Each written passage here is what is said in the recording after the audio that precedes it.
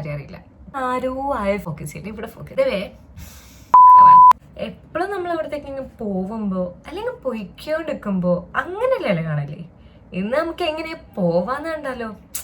By the way ഒരു quick get ready with me ഉണ്ടല്ലോ. Get ready with me എടുക്കാൻ first നമുക്ക് നമ്മളെ ആരും താത്തി വെക്കാം. എങ്ങനെ ഗെറ്റ് റെഡി വിത്ത് മീ എടുക്കണ്ടേ, എങ്ങനെ മേക്കപ്പ് ചെയ്യണ്ടേ ഒന്നും അറിയില്ല. പക്ഷെ ഞാൻ ചെയ്യുന്നത് എങ്ങനെയാണെന്ന് ഞാൻ കാണിച്ചതാ, അത്രേ ഉള്ളൂ. അപ്പം അതിൻ്റെ ഇടയ്ക്ക് നമുക്ക് കുറച്ച് വെറുതെ ഒരു അങ്ങോട്ടും ഇങ്ങോട്ടും ഒരു കോൺവെർസേഷൻ, അല്ല അങ്ങോട്ടും ഇങ്ങോട്ടില്ല, വൺ വേ കോൺവെർസേഷൻ.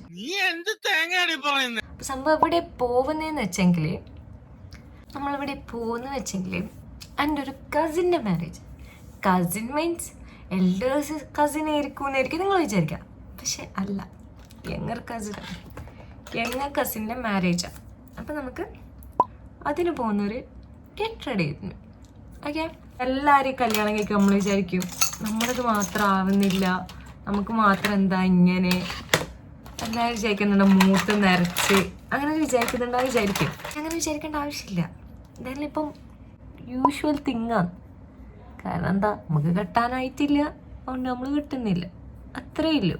സമയമായാലല്ലേ കെട്ടല്, കെട്ടാൻ തോന്നിയാലല്ലേ കെട്ടല്. ഇതൊക്കെ ഞങ്ങളോട് പറഞ്ഞ ഈ ഐലൈനർ ഇടുമ്പം ഒരു കാര്യം ഓർമ്മ വരും.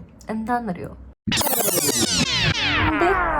ഞാനൊരു 10th പഠിക്കുന്ന ടൈമായിരിക്കും. ഞാൻ എങ്ങനെ ഐലൈനർ ഇടാന്നറിയോ, ഇവിടുന്ന് തുടങ്ങിയിട്ട് ഇങ്ങനെ ഇവിടെ ഒരു വലിയൊരു ഹബ് പോലെ ആക്കിയിട്ട് ഇങ്ങനെ വെളിങ്ങനെ ഇടും, ആൻഡ് അടിയിൽ ഇങ്ങനെ ഇടും. അവരേക്ക് ഓഫ് എന്ത് ഗ്ലാമറാ, എന്ത് രസാ, എന്ത് ഗ്ലാമറാന്നെല്ലാം വിചാരിക്കും. പക്ഷേ ആ പിക്ചേഴ്സ് എല്ലാം ഇപ്പം നോക്കുമ്പില്ലേ, ഞാൻ തന്നെ വിചാരിക്കൂ ഇതെല്ലാം കണ്ടിട്ട് എങ്ങനെ എൻ്റെ ബാക്കിൽ നിന്ന് ഇങ്ങനെയും കൂയായിട്ട് കുറയണം വന്നത്.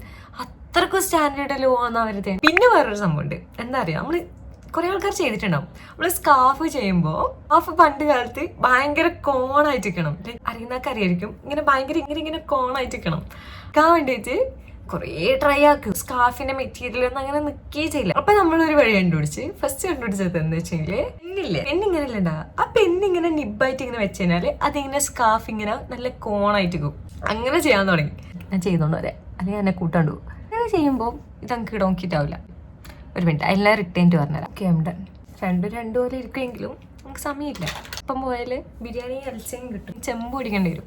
എന്താ പറയുന്നുണ്ടെന്ന് വെച്ചെങ്കില് ടൈം നമുക്കങ്ങനെ കോൺ ഇട്ടാൻ വേണ്ടിയിട്ട് അങ്ങനെ പെൻസിലും പെന്നിൻ്റെ റീഫില്ലർ അതിനെ വെക്കല് അങ്ങനെ വെച്ചാൽ അടിപൊളി. അപ്പം എല്ലാവരും വിചാരിക്കും, ചോദിക്കുകയും ചെയ്യില്ല, എല്ലാവരും വിചാരിക്കും ഓ ഇവരെ സ്കാർഫ് അടിപൊളി, ഇവർക്ക് ഭയങ്കരമായിട്ട് കോൺ വെക്കുന്നുണ്ട്, ഇവർ ഭയങ്കര എക്സ്പേർട്ടാണ് സ്കാർഫ് ചെയ്യാൻ, അങ്ങനെയെല്ലാം വിചാരിക്കും. നമ്മൾ വിചാരിക്കും. അങ്ങനെ ഒരു ദിവസം നമ്മളെ ക്ലാസ് ട്യൂട്ടർ വന്നിട്ട് എന്താക്കി കണ്ടുപിടിച്ച് ഇങ്ങനത്തെ ഒരു സംഭവം നടക്കുന്നുണ്ട്. പിന്നെ എല്ലാ ദിവസവും ചെക്കിങ് ആയി സ്കാർഫിൻ്റെ ഉള്ളിൽ റീഫില്ലർ വെക്കുന്നുണ്ടോ, വെച്ചിനെങ്കിൽ നല്ല നുള്ളു കിട്ടും.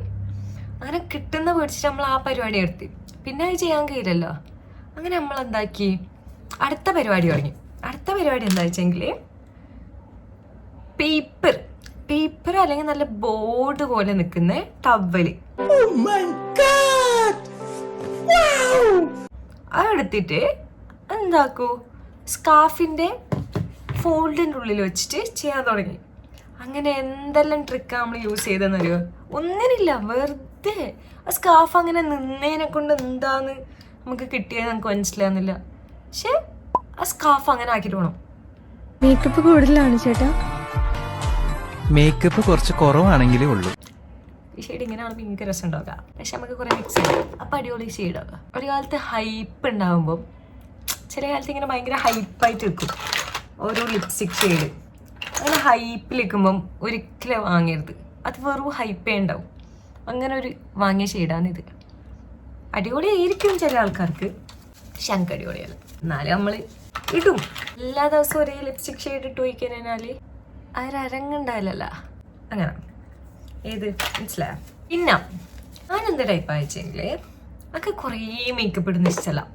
വൈ എന്താ പറയുന്നുണ്ടെന്ന് വെച്ചെങ്കിൽ കുറേ മേക്കപ്പ് ഇട്ടാൽ ഞാൻ ആരോ ആയ ഫീലാം.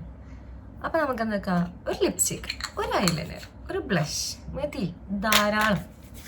അപ്പം ഇന്ന് നമുക്ക് ഔട്ട്ഫിറ്റ് ചേഞ്ച് ചെയ്യാം.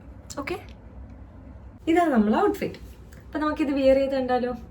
ഓക്കെ, വെയിറ്റ് എപ്പോഴും എപ്പോഴും ഇങ്ങനല്ലേ നമ്മള് കാണല്. നമുക്ക് ഇന്നൊരു ട്രാൻസിഷൻ ട്രൈ ചെയ്താലോ?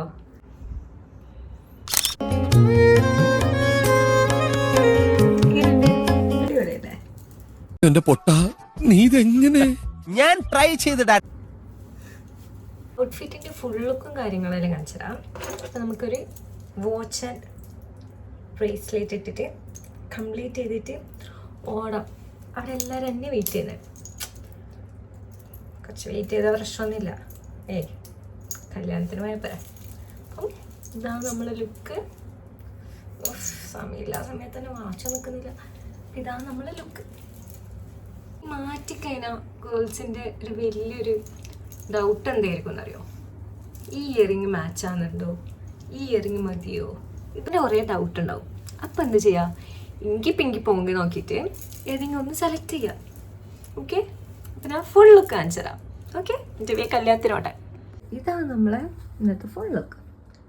ഒരു സൽവാർ സെറ്റ്.